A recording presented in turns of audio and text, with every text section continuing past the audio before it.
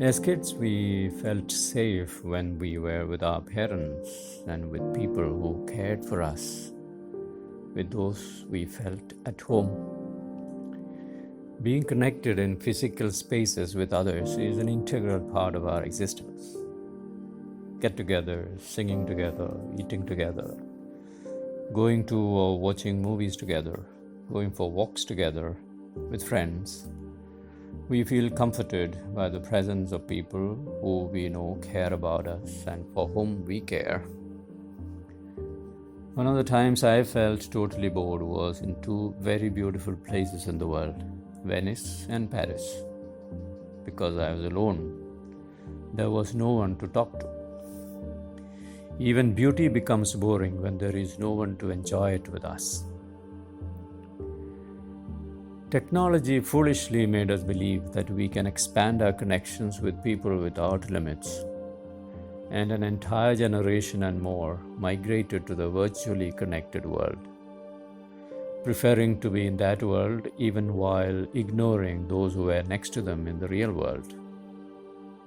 So we could see couples in cafes and restaurants busy on the phone, children and parents sitting next to each other but immersed in conversations with people thousands of miles away, grandparents wondering at the studious seriousness of grandchildren who were seen to be very busy talking to God knows who, but have no time to sit and chat with them. Hard-working moms and dads available 24/7 on phone and on screen to unseen bosses in unseen corners of the world, but unavailable to their own kids within the same room.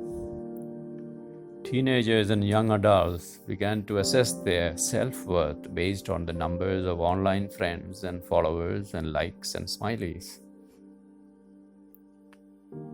The pandemic has brought a strange twist to our feeling of connectedness. Initially, it was as if nothing has changed because suddenly we had more time to connect and chat and share pictures with friends everywhere. But gradually, we can sense an unease that has begun to creep in. I've seen a number of people, including young people, just getting bored, withdrawing from the virtual world and wondering why there is suddenly an emptiness within. Teenagers asking parents, "Can I invite my friends home? It's so long since I've seen them." And yet, they are seeing each other every day in online classes, on Facebook, on Instagram. There is a longing to rush out of the confines of the home and the boundless expanse of the virtual world and feel the real presence of people.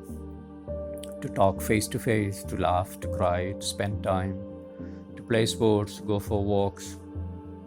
There's a longing for real people in real spaces that make us feel safe, comforted, cherished, loved, even if there is the danger of the virus coming in between. We are ready to risk even that, for a touch, for a hug, for a smile, not a smiley. There are people dying alone, longing for that last loving touch, the comforting presence of those close to them. There are spouses, children, parents, grieving the lost opportunity to be present with their loved ones in their dying moments, even if they took them for granted when they were alive. Is the virus trying to tell us something about the value of real people in our life? About relationships? Is it an invitation to reconnect with people at home and around us, with the birds and the animals and the plants, which are more than icons and emojis on screens that we cannot remove by swiping a screen? If not anything else, let the virus infect us with a much needed insight into the value of people and relationships in real time, with the wisdom of wasting time with those close to us, much needed happiness of loving and being loved by real people in flesh and blood, and make us feel at home and safe again. God bless.